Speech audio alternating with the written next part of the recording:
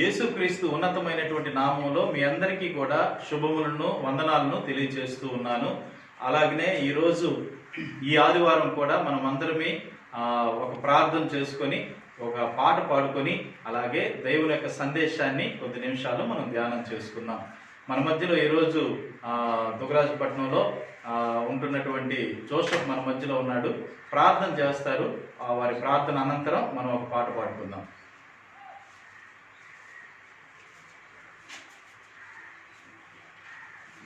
దేవుని తరపు మీకు అందరికీ వందనాలు తెలుస్తున్నాను. ప్రేమ కనికరం కలిగిన యేసయ్యా, నీ పరిశుద్ధ పాదానికి వందనాలు, కృతజ్ఞతలు, స్తుతి స్తోత్రాలు ప్రభా. ప్రభా ఎంతవరకు సజీవ లెక్కలు ఉంచినటువంటి వందనాలు ప్రభా. ప్రభా అయినా ఈ కార్యక్రమం అయినా చేస్తుండే ప్రభా, ప్రతి ఒక్కరు వీక్షించిన ఆయన దీని యొక్క ఆశీర్వాదం ఆయన పొందుకోమని ప్రభా, నీకు మాత్రం మహిళించుకోమని ప్రభా, సమస్తమైన ఘనతమైన ప్రభావ నీకు మాత్రం కలగాలని ప్రభా. అలాగే నేను వాటిని బిడ్డను ఆశీర్వదించిన అందరికీ నేను ఆశీర్వాదకరంగా ఉంచమని ప్రభా యేసుక్రీస్తునామములో వేడుకుంటున్నాను తండ్రి. ఆమేన్. ఆమేన్. Thank you brother. ఇప్పుడు మన మధ్యలో సేవకులు సుభాషిణమ్మ, మేమిద్దరం కలిసి ఒక పాట పాడుతాము. మాతో కూడా సహకరించాల్సిందిగా మిమ్మల్ని అందరినీ కూడా ప్రాధేయపడుతున్నాం. శృతి చేసినే పాడనా స్తోత్ర గీతం, భజించినే పొగడనా స్వామి, శృతి చేసినే పాడనా స్తోత్ర గీతం. హల్లెలూయా హల్లెలూయా హల్లెలూయా హల్లెలూయా హల్లెలూయా హల్లెలూయా హల్లెలూయా హల్లెలూయా హల్లెలూయా హల్లెలూయా. స్తుతి చేసినే పాడనా స్తోత్ర గీతం, భజించినే పొగడనా స్వామి, స్తుతి చేసినే పాడనా స్తోత్ర గీతం. దానియేలును సింహపు గోను కాపాడినది నీవే కదా. దానియేలును సింహపు గోను కాపాడినది నీవే కదా. జల ప్రళయములో నోవాను కాచిన, జల ప్రళయములో నోవాను కాచిన బలవంతుడవు నీవే కదా.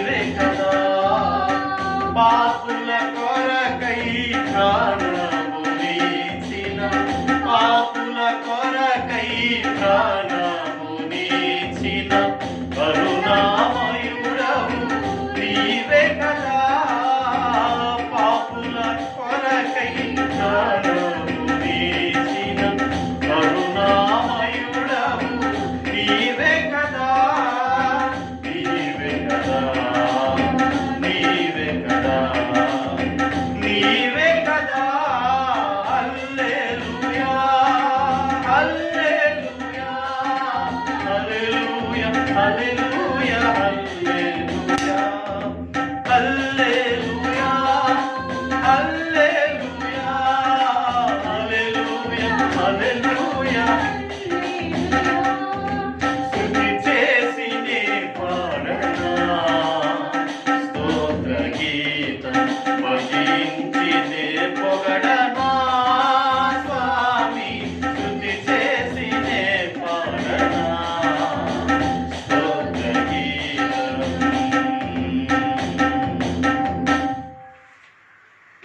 ప్రార్థన చేస్తారు. ప్రార్థన చేసి మనం వాక్యం కొరకు చిన్న ప్రార్థన చేస్తారు. చేసిన తర్వాత మనం వాక్యంలోకి వెళ్దాం. మహాగణుడు, మహోన్నతుడు, సర్వోన్నతుడు, సర్వశక్తిమంతుడైన దేవ, ఈ కనికరమైన దేవ, ఈ ప్రేమ కొరకే వందనాలు స్తోత్రాలు చెల్లిస్తున్నాం. ఉన్నతుడివి, మహోన్నతుడివి, సర్వకృపానిధి, సంపదలకని నీకే స్తోత్రం చెల్లిస్తున్నాం. ఆయన ఇప్పటి వరకు మీరు మమ్మల్ని నడిపించారు. మాకు ముందుకి మీరు నడిపిస్తున్నందుకు కృతజ్ఞత స్తుతి స్తోత్రం చెల్లిస్తున్నాం. ఈ కార్యక్రమాన్ని చేతులు సమర్పిస్తున్నాం. చూస్తున్న వారిని, వింటున్న వారిని ప్రభువు నీవే జ్ఞాపకం చేసుకొని ప్రతి ఒక్కరి జీవితాలు ముందే మేలైన కార్యాలు మీరు చేయమని మాతో నాయన వీక్షకులతో మీరు మాట్లాడమని యేసుక్రీస్తు నామములో అడిగి వేడుకొచ్చున్నాను తండ్రి. ఆమేన్. ఆమేన్. ఆమేన్. థాంక్యూ. ఈ సమయంలో మనము లూకా సువార్తలో నుండి కొన్ని విషయాలు మనం ధ్యానం చేసుకుందాం. అందరూ కూడా బాగున్నారా? అందరూ ప్రార్థన చేస్తున్నారా? మన యొక్క దేశ పరిస్థితి రోజు రోజుకి కరోనా కేసులు పెరుగుతూ ఉన్నాయి. ఇప్పటికీ ప్రస్తుతానికి 60,000 దాటాయి అని నిన్నటి వరకు మనం వింటున్నాం. సో మన దేశం కొరకు దయచేసి అధికంగా ప్రార్థన చేయాల్సిందిగా మనందరినీ ప్రేమపూర్వకంగా ఆహ్వానిస్తున్నాను. గత 2 రోజులుగా నెల్లూరు జిల్లాలో అయితే కరోనా కేసులు అయితే నమోదు కాలేదు. కానీ ఆంధ్ర రాష్ట్రంలో ఒక 40 కేసులు నమోదైనట్టుగా చూస్తున్నాం. సో మన పక్క రాష్ట్రమైనటువంటి తమిళనాడు గురించి ప్రార్థన చేయండి. నిన్న ఒక్క దినాన్ని 600 కేసులు ఏర్పడ్డాయి, మరి కలగడం జరిగింది. కనుక వీళ్ళ కొరకు మీరు అనుదినము అనునిత్యము మనందరం కలిసి ప్రార్థన చేస్తూ ఉన్నాం. ఇంకా కూడా మీ ప్రార్థనలో మనకు దేశాన్ని, భారతదేశాన్ని ఎత్తుపట్టుకోవాల్సిందిగా ప్రేమపూర్వకంగా మిమ్మల్ని అందరినీ కూడా మనం చేస్తూ ఉన్నాను. సరే, ఈ రోజున లూకా సువార్తలో 10వ అధ్యాయము 25వ వచనం నుండి 37వ వచనం వరకు ఉండేటువంటి ఒక వాక్య భాగాన్ని మనం చూద్దాం. ఇక్కడ యేసుక్రీస్తు ప్రభు వద్దకు ఒక ధర్మ శాస్త్ర ఉపదేశకుడు వచ్చాడు. అతను అడిగాడు, బోధకుడా, నిత్య జీవమునకు వారసుడవుటకు నేనేమి చేయవలనని ఆయనని శోధిస్తూ అడిగాడట. అందుకు ఆయన, ధర్మశాస్త్రం ఏం చెబుతుంది? నువ్వు ధర్మశాస్త్ర ఉపదేశకుడివే కదా, ధర్మశాస్త్రం ఏం చెబుతుంది అని యేసు ప్రభు అడిగాడు.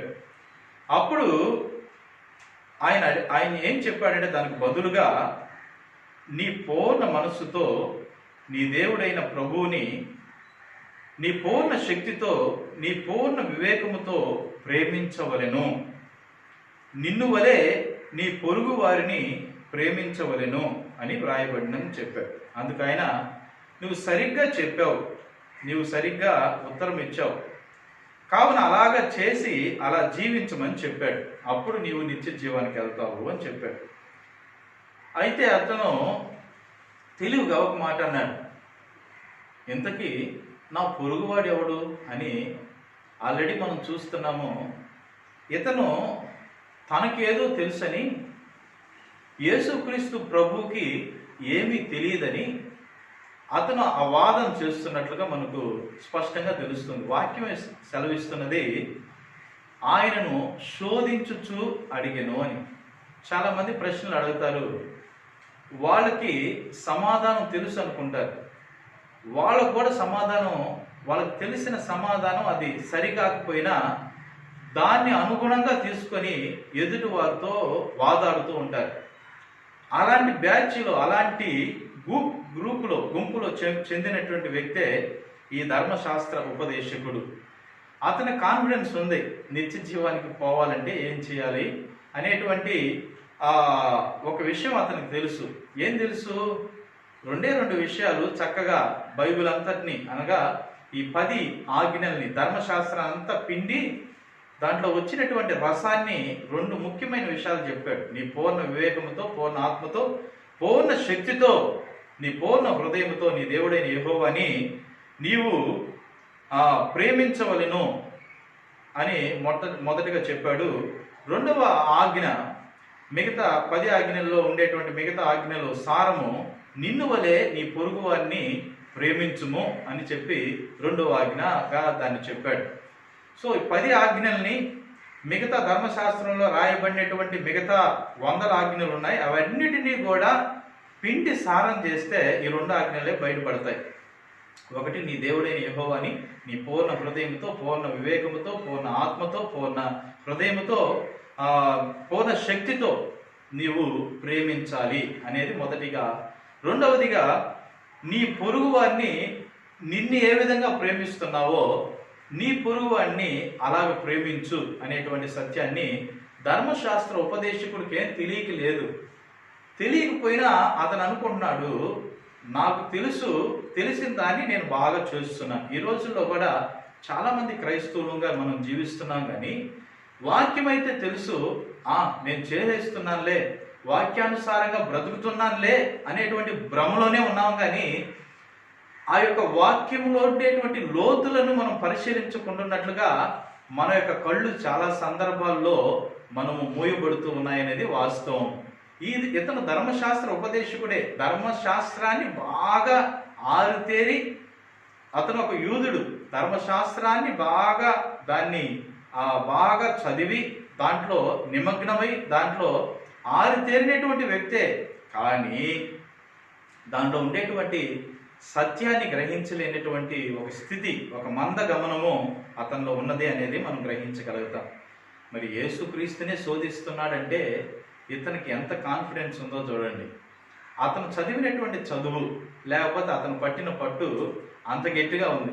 నేను ఏమాత్రము కూడా యేసుక్రీస్తు ప్రభు దగ్గరికి పోతే నేను ఏమాత్రం ఓడిపోను, నేను ఖచ్చితంగా గెలిచి తీరుతాను, నీవేనయ్యా ధర్మశాస్త్ర ఉపదేశకుడా, నీవేనయ్యా పరలోక రాజ్యానికి నిత్య జీవానికి వారసుడని అతను చెప్పగానే చెప్తాడు.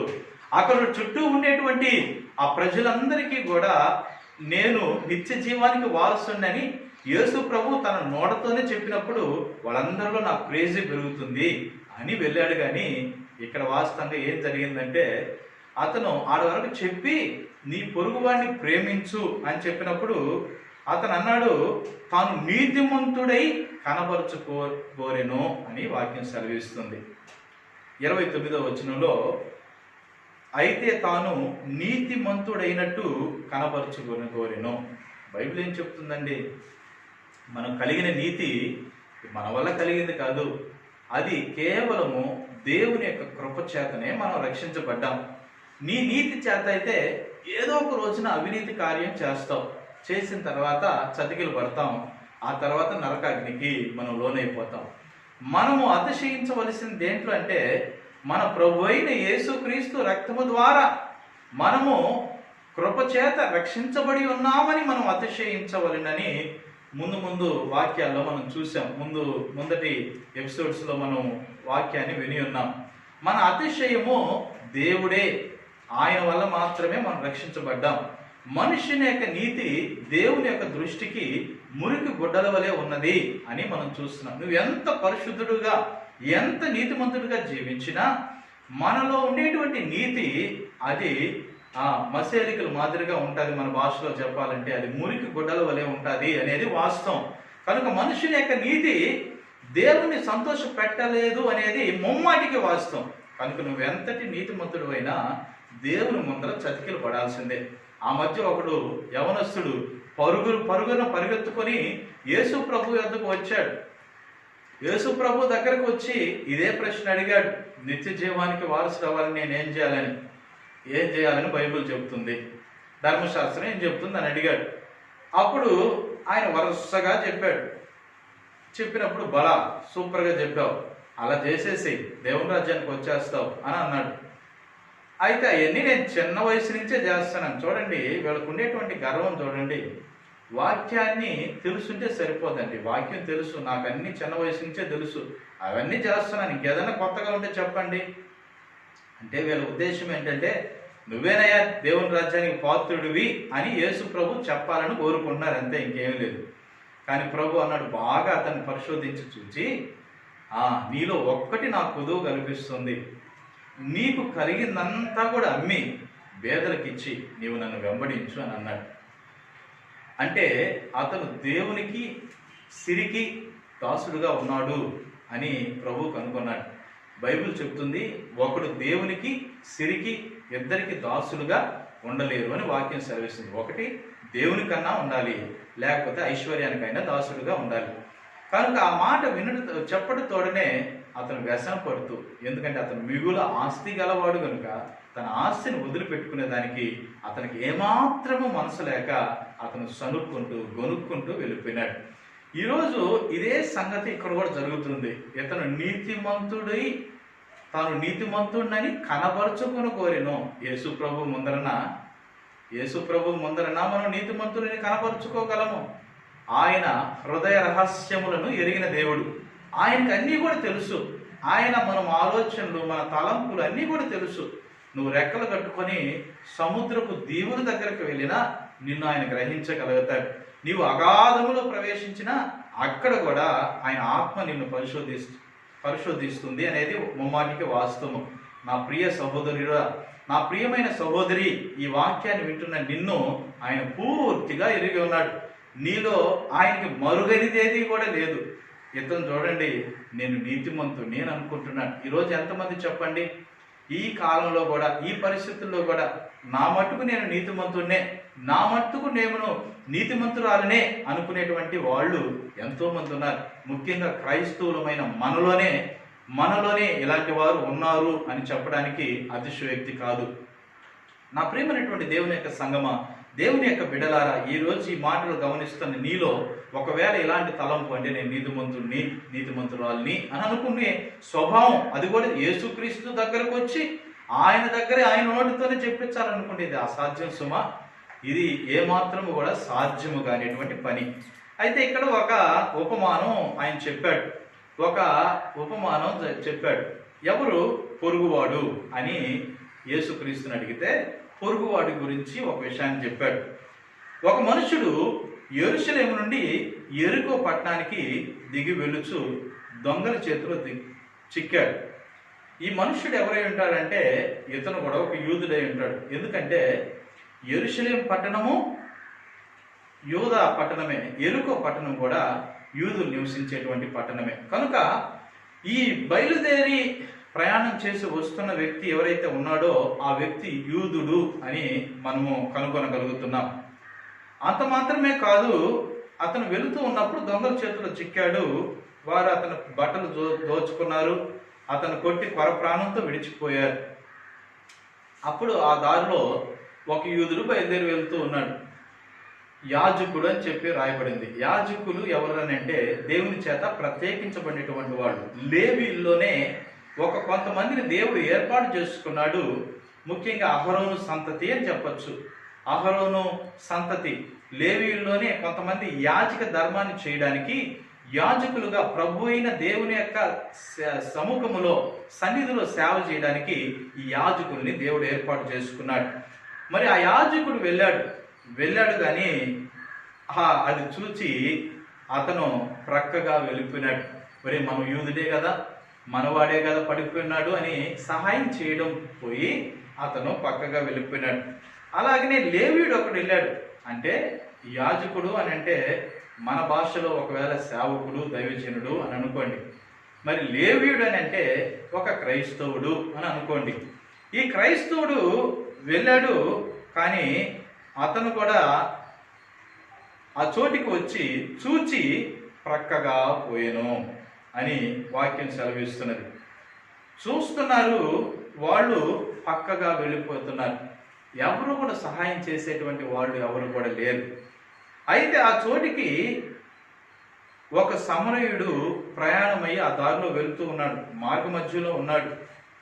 అయితే ఈ సమరయుడు ఆ పడి ఉన్న చోటికి వచ్చి అతను చూచి అతని మీద జాలిపడి దగ్గరికి పోయి నూనెతో ద్రాక్ష రసమును పోసి నూనెయు ద్రాక్షారసమును పోసి అతని గాయమును కట్టి తన వాహనం మీద ఎక్కించి ఒక పూట కోళ్లవాని ఇంటికి తీసుకుని పోయి అతన్ని పరామర్శించును. మరునాడు అతడు 2 దేనారములు తీసి ఆ పూట కోళ్లవానికి ఇచ్చి, ఇతన్ని పరామర్శించుము, నీవింకేమైనా ఖర్చు చేసిన ఎడల నేను మరలా వచ్చినప్పుడు అది నీకు తీర్చెదనని అతనితో చెప్పిపోయాను. కాగా దొంగల చేతిలో చిక్కిన వానికి ఈ ముగ్గురులో ఎవడు పొరుగువాడాయనని నీకు తోచుచున్నదని యేసయ్య అడిగాడు. అందుకు అతను అన్నాడు, అతని మీద జాలి పడిన వాడే అని అన్నాడు. వాస్తవంగా ఇతను యూదుడై ఉన్నాడు, ధర్మశాస్త్ర ఉపదేశకుడు. సమరయుడే అని చెప్పడానికి కూడా అతనికి నోరు రావట్లేదు. కారణం ఏంటో తెలుసా? ఒకసారి ఈ సమరయులు పట్టణాన్ని మనం గమనిస్తే, సమరయ ప్రాంతాన్ని మనం గమనిస్తే, ఇది ఒకసారి చరిత్రలోకి మనం వెళ్తే ఇజ్రాయెల్ దేశం 3 భాగాలుగా ఉంటుందండి. మొదటిది యోదయ, సమరయ, గలిలయ అనేటువంటి 3 భాగాలుగా విభాగించబడుతుంది. ఇది ఇశ్రాయేలు యొక్క రాజుల కాలంలో ఒమ్రీ అనేటువంటి ఒక రాజు వద్ద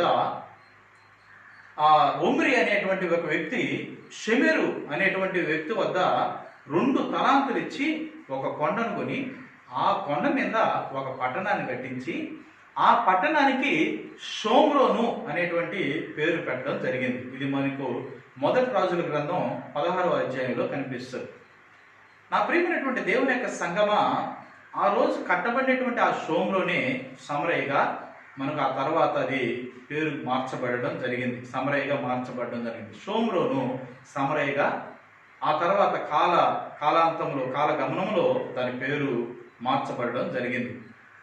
అయితే క్రీస్తుకు పూర్వం 677, 721 ఆ యొక్క కాలంలో, ఆ మధ్య కాలంలో యెషర్హద్దోను అనేటువంటి అషూరు రాజు వచ్చి ఏం చేశాడంటే, ఈ యొక్క షోమ్రోను లేకపోతే ఈ సమరయలో ఉండేటువంటి జనాలందరినీ కూడా ఓడించి మాటికి దాని మీద యుద్ధాలకు వచ్చినప్పుడు ఈ యొక్క రాజు ఏం చేశాడు, దాన్ని ఓడించి ఆ సమరయులు ఆ యొక్క షోమ్రోన్లో ఉండేటువంటి ఇజ్రాయేలు ప్రజలందరినీ కూడా దాసోహంగా పట్టుకొని పోవడం జరిగింది దాసులుగా. అయితే అక్కడికి కొంత ఇతర దేశాల నుంచి ప్రజలు అక్కడికి వచ్చి చేరడం జరిగింది. వీళ్ళని మిశ్రిత జనము అని మనం అంటున్నాం. ఈ యొక్క షోమ్రోన్లోనికి మిశ్రిత జనం, ఇశ్రాయేలు ప్రజలందరూ కూడా వెళ్ళిపోవడం జరిగిపోయింది. అక్కడికి ఆయా ప్రాంతాల నుంచి, దేశాల నుంచి అక్కడికి మిశ్రిత జనం వచ్చినారు. ఈ మిశ్రిత జనమే, ఈ జాతే ఏమైనారంటే సమరయులుగా మారినారు. 2వ రాజుల గ్రంథం 17వ అధ్యాయము 24 నుంచి 41 వచనాల వరకు మనం దీన్ని గమనించగలం. కాబట్టి నేను క్లుప్తంగా ముగిస్తున్నాను. దీని చరిత్ర మనం చెప్పుకోవాలంటే చాలా పెద్దది. సమరయులు ఎలా వచ్చినారంటే, వాళ్ళు మిశ్రిత జనం, వాళ్ళు యూదులు కాదు అనేటువంటి విషయము అక్కడ ఉండే చుట్టూ ప్రాంతాలు ఉండేటువంటి యోధా అలాగే గలిలియా ఉండేటువంటి ప్రాంతాల వారికి తెలుసు. అయితే ఇదేం జరిగిందంటే, కొంతకాలానికి వాళ్ళు కూడా మారు మనసు పొంది, ఆయా ప్రవక్తల ద్వారా మారు మనసు పొంది ఆ మిశ్రిత జనము కూడా యెహోవా దేవుణ్ణి ఆరాధించడం మొదలుపెట్టారు. వీళ్ళు జెరుబ్బాబెలు, నెహెమ్యా, ఎజ్రా ఆ టైంలో మేము కూడా మీరు కట్టబడేటువంటి ఆలయంలోనికి వస్తామనంటే వాళ్ళు ఏమాత్రం కూడా ఒప్పుకోరు. అసలుకి మీతో మాకు పొత్తే లేదని నెహెమ్యా అయితే ఖచ్చితంగా చెప్పేస్తాడు. మీరు మా దేవుణ్ణి మీరు మొక్కచ్చు, కానీ ఈ ఆలయము పరిధిలోకి కూడా మీరు రావడానికి లేదని నెహెమ్యా చెప్పడం జరుగుతుంది. అలాగే ఎజ్రా వీళ్ళు కూడా ఆ మిశ్రిత జనంతో మీకు పొత్తు లేదని ఇశ్రాయేలుని కరాఖండిగా వాళ్ళని ఖండించడం జరుగుతుంది.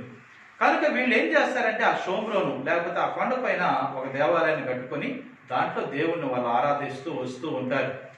సరే, ఈ విధంగా అప్పటి నుంచి మొదలైనటువంటి ఈ వైరము, యూదులకి సమరయులకి మధ్యలో కలిగినటువంటి ఈ వైరము కాస్త అది పెరిగి యేసుక్రీస్తు ప్రభు కాలం దాకా అలా జరుగుతుంది. కానీ యేసుక్రీస్తు ప్రభు మీకు తెలుసు, సమరయ ఆ స్త్రీతో, అంటే యోహాను సువార్త 4వ అధ్యాయంలో ఆ సమరయ స్త్రీతో మాట్లాడినప్పుడు దాదాపు అక్కడ ఒక 160 సమరయ కుటుంబాలు అక్కడ జీవిస్తున్నాయి. వాళ్ళందరూ కూడా మారు మనసు పొందడం, సమరయ స్త్రీ ద్వారా వాళ్ళందరూ కూడా యేసుక్రీస్తు ప్రభువుని మెస్సయ్యగా అంగీకరించడం, వాళ్ళందరూ కూడా ప్రభువుని అంగీకరించడం ద్వారా అక్కడ సమరయుల్ని ఎత్తుపట్టడం జరుగుతుంది. యేసుక్రీస్తు ప్రభు ఎప్పుడు కూడా మీరు గమనించండి, ఆయన జాతి భేదం లేకుండా ఆ సమరయులను యూదులతో సమానంగా ఎత్తుపట్టడం జరుగుతుంది. దేవుని రాజ్యం అంటే జాగ్రత్తగా గమనించండి, దేవుని గురించిన సరైన జ్ఞానం కలిగి ఉండడము, ఆయన బోధ వలన సమానత్వాన్ని కలుగజేసి ఆ యొక్క సమానత్వమైనటువంటి సమరాజ్యాన్ని సృష్టించడమే దేవుని యొక్క రాజ్యం అని అంటే. యేసుక్రీస్తు ప్రభువుకి ఎందుకు ఆ కొరడా దెబ్బలు, ఎందుకు ఆ సమస్యలు, లేకపోతే ఎందుకు ఆయన్ని అనేకులు ద్వేషించారో తెలుసా? ఆయన ఎప్పుడు కూడా బ్యాలెన్స్ చేయడం మొదలుపెట్టాడు. ఎవరైతే మేము యూదులమి, మేము ధర్మశాస్త్ర ఉపదేశకులమని గర్వపడుతున్నారో వాళ్ళందరినీ కూడా ఆయన ఏం చేస్తూ వచ్చాడంటే, ఆ సమరయులను తీసుకొని వెళ్ళి యూదులు సమానంగా తీసుకొని రావడం జరిగింది. ఇప్పుడు కూడా ఈ ఉపమానం ఎందుకు చెప్పాడో తెలుసా? ఈ ఉపమానంలో ఆ యాజకుడు సహాయం చేయలేదు, లేవీయుడు సహాయం చేయలేదు, మరి ఎవరు సహాయం చేశారు? సమరయుడే సహాయం చేశాడు అని చెప్పి సమరయుల్ని, అంటే వాళ్ళ నోట్లో, యూదులు ఎటువంటి వాళ్ళు అంటే సమరయులు అని వాళ్ళ జాతిని నోట్లో కూడా ఉచ్చరించరు అనమాట. ఇంకో సంగతి ఏంటో తెలుసా? ఇజ్రాయెల్ దేశంలో యోధి నుంచి వాళ్ళు గలిలీకి పోవాలంటే చాలా దగ్గర, సమరయం దాటుకొని పోతే. కానీ సమరయ మీదుగా వాళ్ళు వెళ్ళరు, అంత అసహ్యం అంట సమరయులు అంటే వాళ్ళకి. అందుకని సమరయ పేరు కానీ సమరయుల యొక్క జాతి పేరే కానీ వాళ్ళ నోట్లో ఎత్తరు, ఆ దారుకుండా వాళ్ళు వెళ్ళరు. అందుకని సమరయం తిరుక్కొని చుట్టుదారైనటువంటి ఆ గలిలయకి వాళ్ళు వెళ్ళడం జరుగుతుంది. కనుక ఎలాంటి భావంలో వాళ్ళు ఉన్నారో చూడండి. యేసుక్రీస్తు ప్రభు ఆయన యొక్క రాజ్యములో, సమానత్వమైనటువంటి సమరాజ్యములో మరి ఏం జరిగిందంటే, ఈ పడిపోయినటువంటి కూలిపోయినటువంటి బేదలను, పెంట కుప్పల మీద ఉండేటువంటి ఆ యొక్క బేదలని దేవుడు ఏం చేస్తూ ఉన్నాడంటే ఆయన ఎత్తి పడుతూ ఉన్నాడు. అందుకని మీరు గమనించండి, ఎక్కువగా ఆయన మీద వేసినటువంటి నింద ఎలాంటిదంటే, ఈయన ఎక్కువగా పాపులతో సహవాసం చేస్తున్నాడు అని.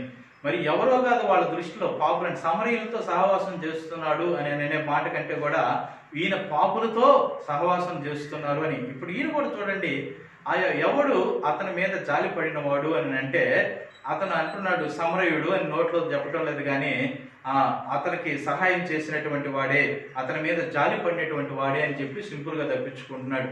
అందుకు యేసుక్రీస్తు ప్రభు నీవును వెళ్ళి అలాగూ చెయ్యి అని చెప్పాడు. నువ్వు ఎవరైతే తృణీకరించావో, నువ్వు ఎవరినైతే నెట్టి పెట్టేస్తున్నావో వాళ్ళని దేవుడు నీ స్థానానికి తీసుకొస్తాననేది వాస్తవం. ఒకవేళ నీవు తృణీకరించబడి ఉంటే, నీవు పడిపోయి ఉంటే, నీవు ఈ యొక్క భూమి మీద మనుషుల్లో కేతాగా ఎంచబడి నీవు నిరాకరించబడి ఉంటే, యేసుక్రీస్తు ప్రభు దగ్గరకు వస్తే ఏం చేస్తాడో తెలుసా? ఆయన ప్రజల ప్రధానులతోనూ కూర్చుంటబెట్టుటకై ఆయన బేదలను పెంట కుప్పల మీద నుండి లేవనెత్తి ఆయన ఏం చేస్తున్నాడు? దెబ్బల మీద నుండి లేవనెత్తి వాళ్ళతో ఆయన కూర్చొని పెడుతూ ఉన్నాడు. చూడండి, యేసుక్రీస్తు ప్రభు ఉన్నతమైనటువంటి భాగ్యాన్ని, సింహాసనాన్ని విడిచి ఈ భూమి మీదకి ఆయన ఒక పశువుల పాకలో ఆయన జన్మించడం జరిగింది. ఆయన పశువుల పాకలో జన్మించడము, ఆయన జీవితం అంతా కూడా మీరు గమనిస్తే చాలా సాధారణంగా ఆయన జీవించాడు. ఆయన సిలువలో వేలాడాల్సిన అవసరమే లేదు. ఆయన వేలాడాల్సిన పరిస్థితి ఎందుకు వచ్చిందో తెలుసా? నా పాపాల నిమిత్తమై ఆయన కలవరి సిలువలో వేలాడడం జరిగింది. నా ప్రియమైనటువంటి దేవుని యొక్క సంగమా, ఆయన అంటున్నాడు, పరలోక రాజ్యం సమీపించి ఉన్నది, మారు మనసు పొందండి. మరి పరలోక రాజ్యం అంటే మనం అనుకుంటున్నాం పరలోక రాజ్యం అంటే ఎప్పుడో చనిపోయిన తర్వాత అని. భూమి మీద కూడా నా ప్రియమైన దేవుని యొక్క సంగమ, ఈ కరోనా ఆ విషయంలో ఎంతో మంది లాక్డౌన్ కారణంగా ఒకవేళ బైకులు ఉన్న వాళ్ళు బైకుల్లో, ఆటోలు ఉన్న వాళ్ళు ఆటోల్లో, కారులు ఉన్న వాళ్ళు కారుల్లో వెళ్ళి వాళ్ళకి ఇష్టం వచ్చిన సామాను కొనుక్కోగలుగుతున్నారే కానీ పేదలకి ఇంకా ఇచ్చిన రేషన్ బియ్యంతోనే బ్రతుకుతున్నారు. ఇంకా వాళ్ళకి ఒకవేళ ఆ రేషన్ బియ్యం అయిపోయి ఉంటే వాళ్ళు ఏం చేయాలి? కొన్ని దగ్గర నేను అడిగి చూసినప్పుడు గవర్నమెంట్ వాళ్ళు ఇచ్చినటువంటి ఆ రేషన్ బియ్యమే, గవర్నమెంట్ వాళ్ళు ఇచ్చినటువంటి ఆ పప్పుతోనే మా యొక్క జీవితాన్ని గడుపుతూ ఉన్నాము, రోజు గంజి తాగుతూ ఉన్నామని కొన్ని దగ్గర సమాధానం ఇవ్వడం జరిగింది. నా ప్రియమైనటువంటి దేవుని యొక్క సంగమా, ఇలాంటి పరిస్థితుల్లో ఉన్న వారిని దేవుడు అంటున్నాడు, నీకు వాళ్ళ మీద జాలి ఉందా? నీవు సమరయుడులాగా ఒకవేళ యాజకుడిలాగా నువ్వు సహాయం చేయకపోవచ్చు, లేవీయుడిలాగా దూరంగా తప్పించుకొని పారిపోవచ్చు. కానీ ప్రభు నిన్ను కోరుకుంటున్నది ఏందో తెలుసా? అలాగా దిక్కులేని వారికి, అలాగా అనాథులకి, విధవరాండ్రకి, అలాగే ముసలి వాళ్ళకి, వయోవృద్ధులకి నీవు సహాయపడడానికి, నీ చేతులు చాపడానికి ఈ దినాలు ఇవి సరైనటివని ఈరోజు ప్రభు మనల్ని జ్ఞాపకం చేస్తూ ఉన్నాడు. ఒకవేళ నీవు అలాంటి వాళ్ళకి సహాయం చేయడానికి నువ్వు ముందుకు వచ్చినట్లయితే దేవుడు ఆయన అంటున్నాడు, అలాంటి వారిదే నిత్య జీవము, అలాంటి వారిదే పరలోక రాజ్యము అని అంటున్నాడు. ఈరోజు ఎవరికైనా గొప్పలిప్పావా, లేకపోతే నాకే ఏమీ లేదని ఎదురు చూస్తూ ఉన్నావా? దేవుడు ఈరోజు నిన్ను కోరుకుంటున్నది ఏమిటంటే, మరి ఆ యొక్క అట్టడుగునటువంటి ప్రజల్ని దేవుడు ఎలాగైతే సమరయులను తీసుకుని పోయి యూదులతో సమానంగా ఆయన చూస్తూ ఉన్నాడో, ఈ రోజు కూడా నీ స్థితి ఏమైనా సరే, నీ జాతి పేరు చెప్పడానికి అయినా ఒకవేళ ఇతరులకి ఒకవేళ అది అసహ్యముగా ఉండొచ్చేమో కానీ, ఆ స్థితిలో నుంచి కూడా దేవుడు నిన్ను తీసుకుని ఆయన పైకి లేవనెత్తడానికి ఆయన సంసిద్ధుడుగా ఉన్నాడు. మరి నువ్వు సిద్ధముగా ఉన్నావా? నీవు ఉండేటువంటి స్థితి కంటే ఇంకా తక్కువలో ఉండే వాళ్ళని నువ్వు చేయూతనిస్తే దేవుడు నిన్ను అక్కడి నుంచి లేపి పైదాకా తీసుకోపోవడానికి ఆయన సిద్ధముగా ఉన్నాడు. మరి ఈరోజు ఈ వాక్యం వింటున్నటువంటి నా ప్రియమైనటువంటి దేవుని యొక్క బిడ్డ, నీవు మంచి సమరయుడిగా ఉండాలని ఆశపడుతున్నావా? నీవు ఇతరులకి సహాయం చేయడానికి ఇష్టపడుతున్నావా? ఇతరులకి నువ్వు పరిచర్య చేయడానికి నువ్వు ఇష్టపడుతున్నావా? అయితే ఇదే సరైనటువంటి సమయం. నీకున్న దాంట్లో నుండే మరి ప్రజలకి నువ్వు పంచిపెట్టడం ద్వారా నిత్య జీవానికి నువ్వు వారసురాలు అవుతావు అనడంలో ఎటువంటి సందేహం లేదు. ఒకవేళ మనకు అలాంటి జీవితం లేకుండా ఎంతసేపటికి తీసుకునేటువంటి విధానంలో, ఎంతసేపటికి పొందుకునే విధానంలో నీవు ఉన్నట్లయితే ఇకనైనా నీ జీవితాన్ని మార్చుకో. ప్రభు సన్నిధికి ప్రార్థన చేసుకుందామా? అందరూ కళ్ళు మూసుకోండి, ఉన్న ఫలానే ప్రార్థన చేసుకుందాం. ప్రియమైనటువంటి తండ్రి, మీ కృతజ్ఞతాస్తుతి స్తోత్రాలు. మీ ప్రియ కుమారుడు మా రక్షకుడైన యేసుక్రీస్తు ప్రభువుని ఈ లోకానికి తీసుకొచ్చి దేవుని రాజ్యాన్ని మాకు సమీపంగా చేశావు. అవును నాయనా, ఎక్కడో పడిపోయినటువంటి మమ్మల్ని నీవు తీసుకుని వచ్చి ప్రధానంతో కూర్చుండబెట్టగలిగినటువంటి దేవుడు అయినావు. అయ్యా, పనికిరాము, ఇక అంటరాని వారిని అనుకుంటున్నటువంటి అనేకులను ప్రభువా మీరు తీసుకుని వెళ్ళి మీరు ప్రధానంతో కూర్చునబెడుతున్నారు. అది నీ వల్ల మాత్రమే సాధ్యం నాయన. అవును తండ్రి, ఈ రోజుల్లో మరి ఎంతో మంది మాకంటే తక్కువ స్థితిలో తినడానికి తిండి లేక, ఈ లాక్డౌన్ సందర్భాల్లో సరైనటువంటి ఆహారము, భోజనము, సరైనటువంటి పౌష్టికాహారము లేకుండా ఇబ్బందులు పడుతున్నటువంటి అనేక మంది బిడ్డలను మీరు దర్శించమని మేము ప్రార్థన చేస్తున్నాం. వారిని దర్శించాలంటే మా గుప్పిలి మేము విప్పాలి నాయన. మా గుప్పిలి విప్పడానికి మీ కనికరం మాకు అనుగ్రహించండి. మేము ఎంతైనా మాకు సరిపోదు, కానీ మాకున్న దాంట్లో ఆ బీద విధవరాలు అయ్యా తనకున్నదంతా కూడా ఇవ్వగలిగింది. కాకపోతే మేము ఉన్న దాంట్లో ఇవ్వడానికి మాకు మీరు సహాయం చేయమని మేము ప్రార్థన చేస్తున్నాం. మరి సిరికిని నీకును మేము దాసులుగా ఉండలేమని నీ సత్యవాక్యాన్ని మాకు బోధించావు, మాకు వివరించావు. ఈ వాక్యాన్ని చూస్తున్న, వింటున్న ప్రేక్షకులను మీరు దీవించండి. వాళ్ళ హృదయంలోను, వాళ్ళ యొక్క కుటుంబంలోను సంతోష సమాధానాలను దయచేయండి. ఈ రెండు ముఖ్యమైనటువంటి ఆజ్ఞలను పాటించి వాళ్ళ నిత్య జీవంలో ప్రవేశించడానికి నీవు మాకు, మా అందరికీ మీరు కృప దయచేయమని యేసుక్రీస్తు ఉన్నతమైన నామం పేరిట అడిగి వేడుకుంటున్నాము తండ్రి. ఆమేన్, ఆమేన్. దేవుడు మిమ్మల్ని, మీ కుటుంబాలను దీవించి ఆశీర్వదించును గాక. ఆమేన్.